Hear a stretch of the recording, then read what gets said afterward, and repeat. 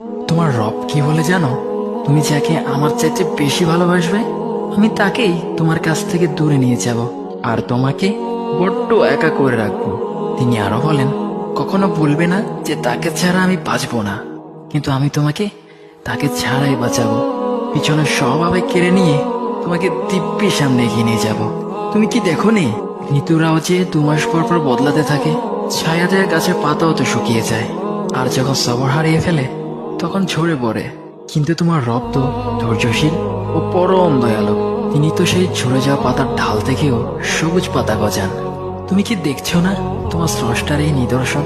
যে মানুষটাকে তুমি নিজের জীবনের চাইতেও বেশি ভালোবাসতে, সেই মানুষটাও একদিন অচেনা হয়ে যায়, তোমার মন ভেঙে যায়, এমনকি বন্ধুর শত্রুতে পরিণত হয়। আর খানিক সময় পর শত্রু বন্ধুতে পরিণত হয়। যে মানুষটাকে তুমি নিজের জীবনের অংশ ভাবতে, সে মানুষটাও প্রতারণা করে। বুঝি না, এত কিছু হওয়ার পরেও তুমি তোমার রবকে বাদ দিয়ে সেই মানুষগুলোর উপরই ভরসা করো, যারা তোমাকে প্রতিনিয়ত কষ্ট দিয়েছে।